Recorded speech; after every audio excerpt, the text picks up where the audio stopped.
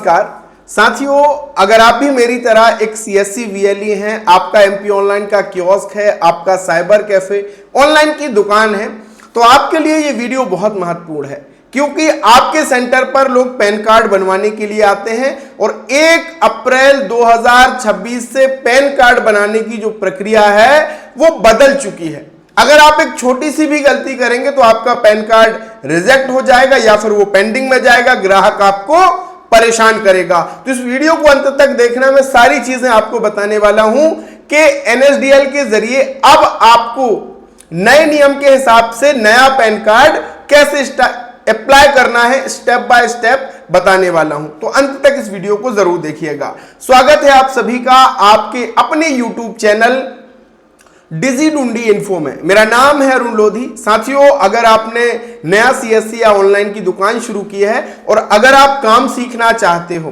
तो free course हमारा चल रहा है। डिजिडुंडी इन्फो ऐप डिस्क्रिप्शन में लिंक है, डाउनलोड कीजिए और वहां पे फ्री आप चीजें सीख सकते हो और पैसा कमा सकते हो।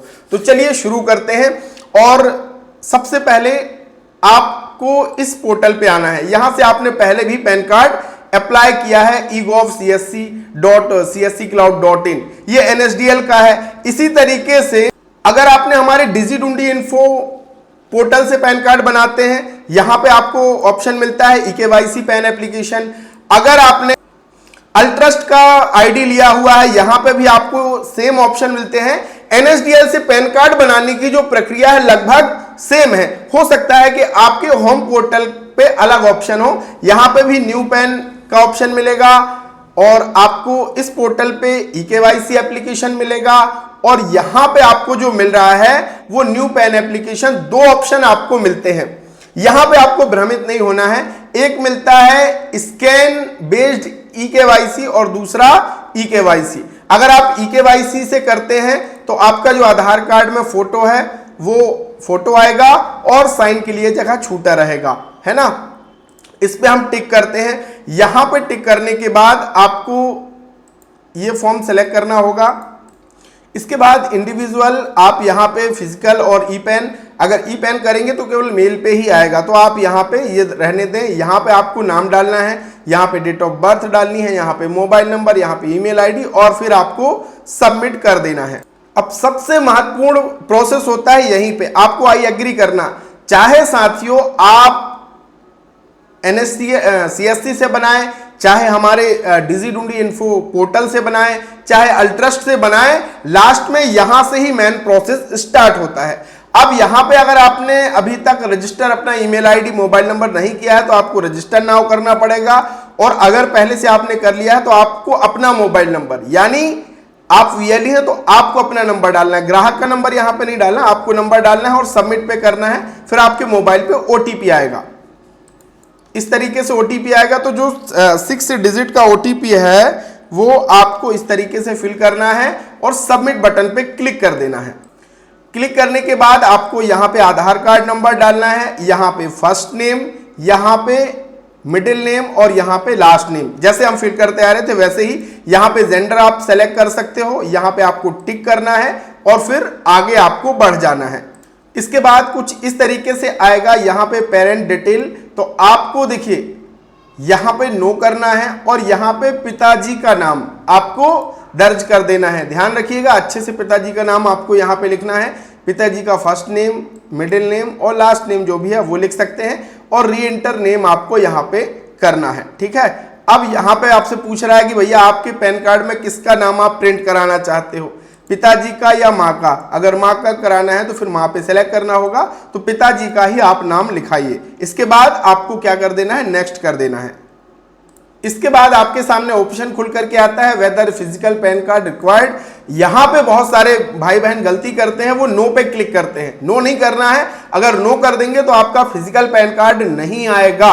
तो यहां पे आपको यस ही करना है। सोर्स ऑफ इनकम, देखिए अब ये आप उनसे पूछ सकते हैं कि भैया आपकी इनकम का सोर्स क्या है।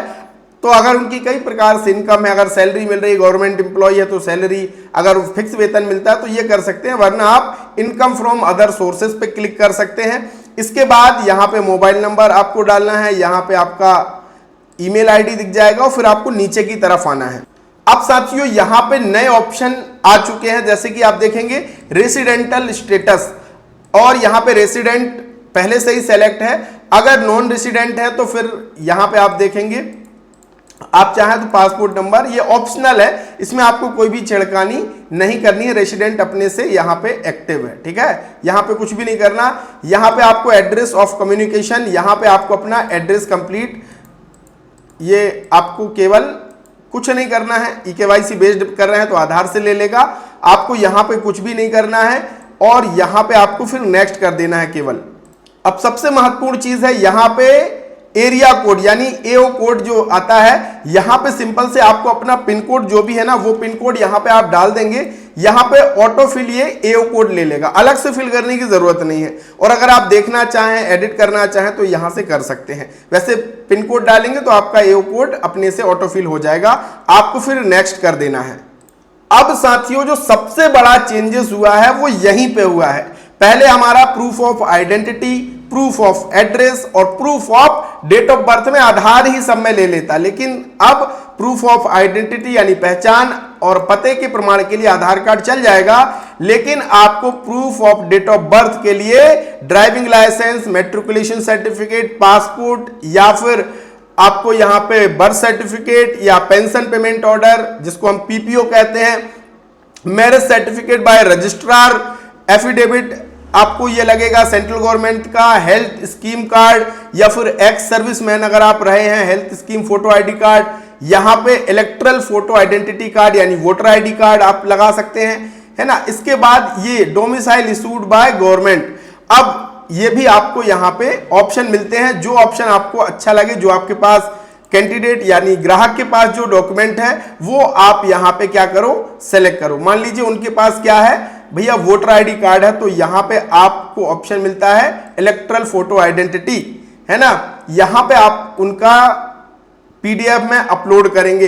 पीडीएफ की जो साइज है वो 300 KB से ज्यादा की नहीं होनी चाहिए, ध्यान रखना है। और यहां पे आपको यहां पे ब्राउज करना है और यहां पे अपलोड पे क्लिक करके सक्सेसफुली अपलोड कर देना है। ये देखिए जैसे कि मैंने ये पैन कार्ड मान लो यहां पे किया और यहां पे अपलोड सक्सेसफुली का आ गया। अगर गलती हो गई तो आप यहां से रिमूव भी कर सकते हैं। इसके बाद आप यहां पे प्लेस डालेंगे, मान लीजिए जो भी आपका प्लेस है वो, और यहां पे आप फाइनली सबमिट करेंगे। एक चीज और ध्यान रखिएगा, अगर यहां पे काइंडली इस तरीके से हाईलाइटेड एरर आए तो आपको क्या करना है, तीनों टेब में देख लेना, अलग से वो हाईलाइट होगा जो आपने छोड़ा होगा। जैसे कि यहां पे मान लीजिए मैंने पिताजी का नाम लिख दिया, मां का नाम यहां पे पूछेगा तो मां का नाम आप डाल देना, लेकिन यहां पे आपको सेलेक्ट करना पड़ेगा कि पैन कार्ड में किसका नाम प्रिंट होना है, ठीक है। दोनों का नाम डाल देना, यहां पे आप फादर सेलेक्ट कर लेंगे तो फादर का नाम ही पैन कार्ड में प्रिंट होगा। अब वही ऑप्शन आपके सामने फिर आ जाएगा, भैया यहां पे आपको eKYC ऑथेंटिकेशन करनी है, बायोमेट्रिक से भी या ओटीपी से भी आप कर सकते हो। तो आपके पास अगर कैंडिडेट उपलब्ध है तो बायोमेट्रिक अंगूठा लगा करके कर सकते हो, या फिर ओटीपी बेस्ड भी कर सकते हो। मान लीजिए ओटीपी बेस्ड करना है तो ओटीपी बेस्ड पे आप क्लिक करेंगे और फिर यहां से ओटीपी डाल करके अपना फाइनल जो पेमेंट होता है वो करेंगे और सक्सेसफुली पैन कार्ड अप्लाई आपका हो जाएगा। इसके बाद की जो सारी प्रोसेस है वो सेम वही है जैसे पहले होती थी। फॉर्म फिलिंग में थोड़े से चेंजेस हुए जो मैंने आपको बता दिए हैं, तो अब आप नए प्रोसेस से पैन कार्ड अप्लाई कर सकते हो, है ना, ठीक है। और डिस्क्रिप्शन में मैंने लिंक दिया है तो आप जाकर के रजिस्टर भी चाहो तो कर सकते हो। बहुत बहुत धन्यवाद, थैंक यू सो मच।